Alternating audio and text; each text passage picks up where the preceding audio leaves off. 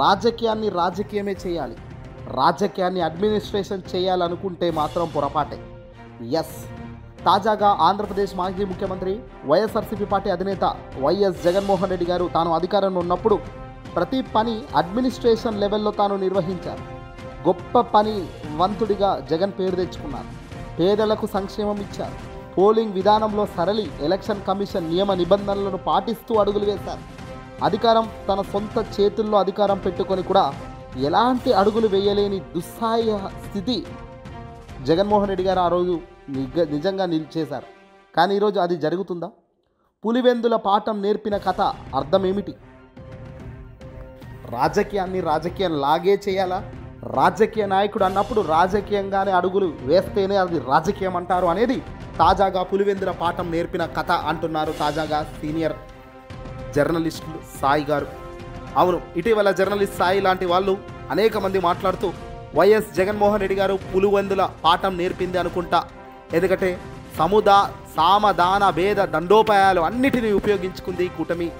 మొట్టమొదటిసారి ఓ రకంగా చెప్పాలంటే వైఎస్ఆర్సీపీ పార్టీ అధినేత మాజీ ముఖ్యమంత్రి జగన్మోహన్ రెడ్డి గారి భవిష్యత్తులో తాము ఏం చేయబోతున్నామో ఇట్టే పాఠం నేర్పింది కూటమి సర్కార్.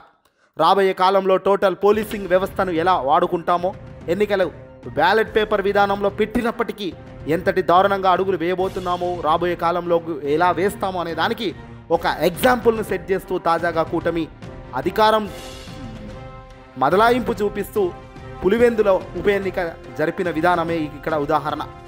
టోటల్ పోలీస్ అధికారులందరినీ ఇందులోకి లాగారు. ఎన్నికల సంఘం నోరు మూయించే కార్యక్రమంలో చంద్రబాబు ఎంత దారుణంగా పాస్ అయ్యాడంటే నిజంగా దేశాలే ఈరోజు అవాక్కయ్యే పరిస్థితి. పవర్ అనేది ఎలా వాడొచ్చు అన్నటువంటి జగన్కి గతంలో చేయలేకపోయారు. కానీ ఇప్పుడు ఉన్నటువంటి ఎన్నికల కమిషన్ నిమ్మగడ్డ రమేష్ లాంటి వాళ్ళను కంట్రోల్ చేయడం కానీ, ఆ రోజు జరిగినటువంటి పరిణామాలు కంట్రోల్ చేయొచ్చా? తప్పే. ఎన్నికల్ని ఎన్నికల్లాగా జరగనివ్వాలి. అప్పుడు ఏకగ్రీవాల ద్వారా ఎన్నికల వాళ్ళు చేసి వాడుకుంటే ఇవాళ రోజున ఏకంగా పూర్తిగా వన్ సైడ్ పోలింగ్ జరిగారు. వన్ సైడెడ్గా పోలింగ్ నిర్వహిస్తూ ఇటు వైసీపీ వాళ్ళు వస్తే చాలు చొక్కాలు చిన్నగొట్టే కార్యక్రమం చేస్తూ భయభ్రాంతులకు గురి చేస్తూ ఏకంగా ఓటర్ స్లిప్పులు ఒకరి దగ్గర ఉంటే ఆ వ్యక్తి ఓటు మరొకరు వేసే కార్యక్రమం చంద్రబాబు యథేచ్ఛగా చేయించిన ఘనతగా చరిత్రలో లిఖించబడే స్థాయిలో ఈరోజు దారుణం జరిగింది.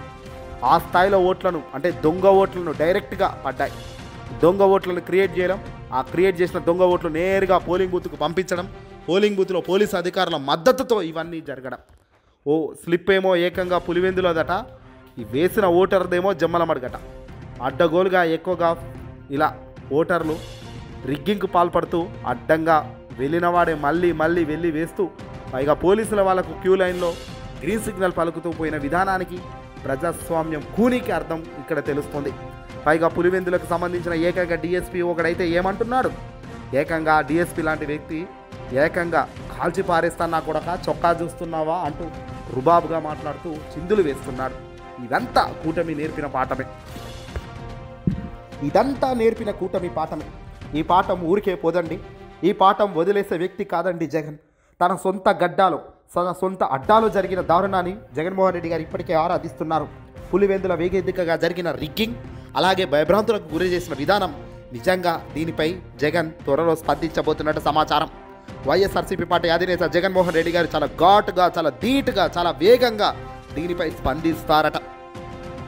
ఏ ఒక్కరిని వదిలే పరిస్థితి ఉండదని, మరీ ముఖ్యంగా అరాచకాలు చేస్తూ అడ్డంగా దొరికిపోతున్న పోలీస్ అధికారులనైతే చొక్కాలు విప్పి మరీ చట్టం ముందు, న్యాయం ముందు, ధర్మం ముందు నిలబెడతామంటూ ఇప్పటికే వైసీపీ నాయకులు గట్టిగా హెచ్చరిస్తున్నారు.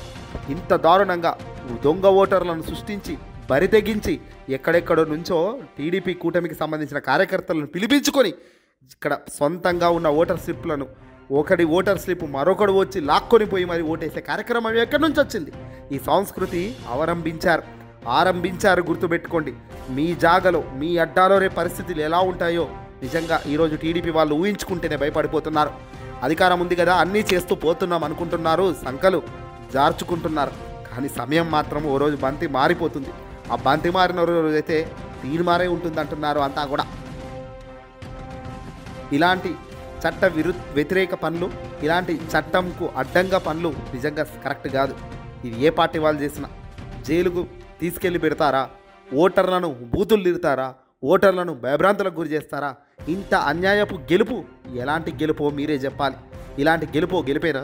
ఇలాంటి గెలుపుకు అర్థం, వాల్యూ ఏమైనా ఉంటుందా? ఏది ఏమైనా న్యాయం, ధర్మం, చట్టం అనేది ఒకటి ఉంటుంది. ఖచ్చితంగా న్యాయం ఎల్లప్పుడూ నిలబడి గెలుస్తుంది. కాస్త ఆలస్యమైనా పర్వాలే. కానీ ఈరోజు జగన్మోహన్ రెడ్డి గారికి పులివెందుల సొంత అడ్డాలో తెలుగుదేశం పార్టీ కూటమి గెలిచామని పడొచ్చేమో, కానీ ఇండైరెక్ట్గా జగన్ను దారుణంగా గెలిపిస్తున్నారు. జగన్ ఇమేజ్ను 1000 రెట్లు పెంచుతున్నారు. జగన్ మౌనంగా ఉంటున్న ప్రతిసారి లేనిపోని హైపులు క్రియేట్ చేసి ఆయన బయటకు వచ్చేటట్టు చేయడమే మీ తప్పు. చేస్తున్నారు, దొరుకుతున్నారు. దానికి ప్రతిఫలంగా రాబోయే చర్యలకు ప్రతిచర్య డెఫినెట్గా ఉంటుందనేది వైసీపీ నుంచి వస్తున్నమాట.